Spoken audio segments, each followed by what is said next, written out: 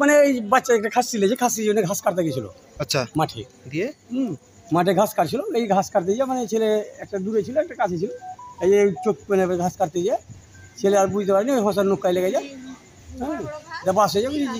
কি ছিল, কি ছিল? বম ছিল। কটা বম ছিল? একটাই বম ছিল। কানাতে ছিল, মানে ছেলে ঘাস কাটতে গিয়ে মানে এরকম, অন্য কিছু নাই।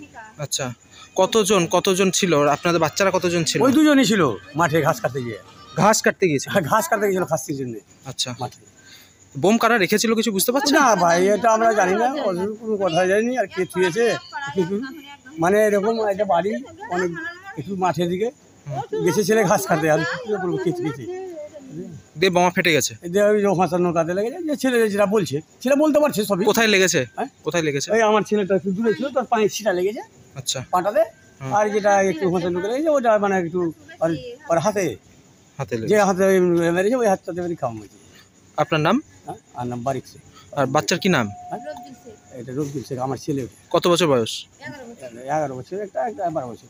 12 বছর। এটা কি নাম? রাকিব শেখ। আর আপনার ছেলের নাম? রবিউল শেখ। রবজুল শেখ। আপনি বাবা? আপনার নাম? বারিক শেখ, আব্দুল বারিক শেখ। কোথায় বাড়ি? বাড়ি চস্কাপুরে। ওখানেই হয়েছে? হ্যাঁ, মাঠে।